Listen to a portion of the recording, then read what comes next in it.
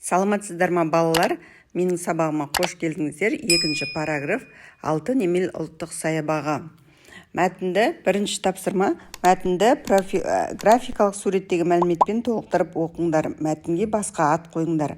Алтай мен Атыраудың арасын алып жатқан ұлан-ғайыр еліміздің табиғаты алуан түрлі.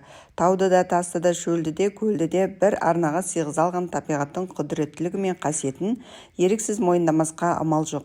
Табиғат кешенінің археологиялық және тарихи мәдени ескерткіштерді өсімдіктер мен жануарлардың сирек кездесетін және жойылып бара жатқан түрлерін сақтау мақсатында ұлттық табиғи саябақтар жұмыс істейді. Соның бірі 1996 жылы құрылған Алтын Емел мемлекеттік ұлттық табиғи. Алтын Емел ұлттық саябағы кезінде Шоқан Уәлихановтың Қашқарияға сапарында пана болған деседі.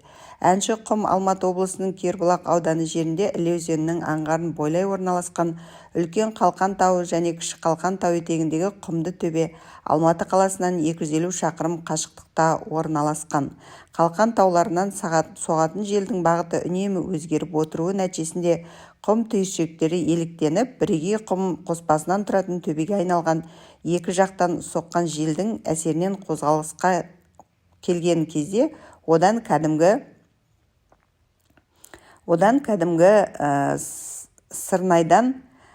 сырнайдан шыққан таза өн ырғағына ұқсас әуезді дыбысты естуге болады.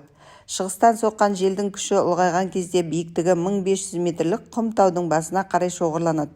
Осы кезде реактивті ұшақтың гүріліне ұқсайтын дыбыс естіледі. Бұл табиғат құбылысы көбіне түнде орын алады. Сұрақтары: тау жотасына не себепті Алтын Емел деген атау берілген деп ойлайсыңдар?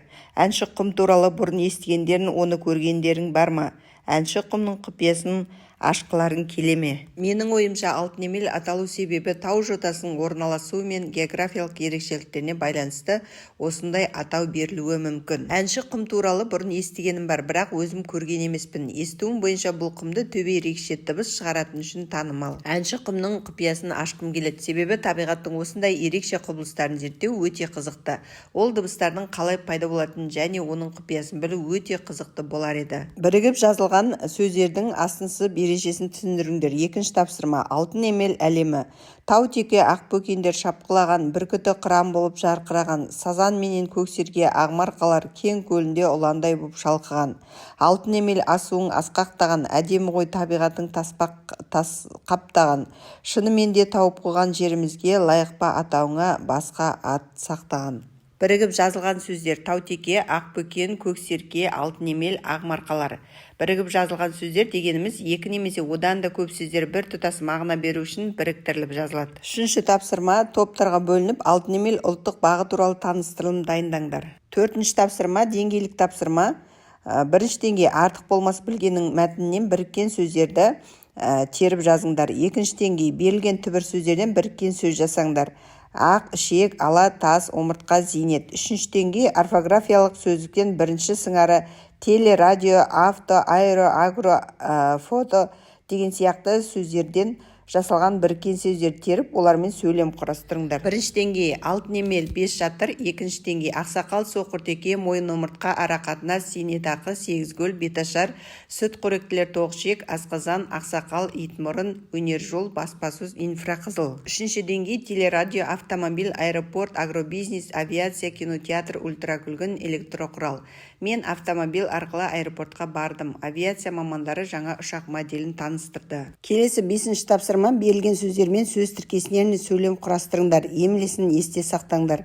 Алтын Емел, қатуқал, қақ көлеңді шалғындар, қысқа аталық қызғалдақтар, қос мекенді қазбақа, қарақұйрық, тауешкі, ақбөкен, сүтқоректілер. Бірінші. Алтын Емел ұлттық паркінде әртүрлі өсімдіктер мен жануарлар мекендейді. Қатутаудың бөткейлерінде керемет көріністер бар. Қия келенді шалғындар жаз мезгілінде әдемі гүлдейді. Қысқа апталық қызғалдақтар көктемде ашылады. Қос мекенді көлбақалар мен көлдерде жиі кездеседі. Қарақұйрықтар далалы аймақтар жайылып жүр. Тау ешкілері биік таулардың қияларында өмір сүреді. Ақбөкендер мен кең далаларда топталып жүреді. Сүтқоректілер табиғаттың түрлі аймақтарында кездеседі. Балалар, осымен сабағымыз аяқталды. Каналыма тіркеліп, лайк басып, комментарий жазыңыздар.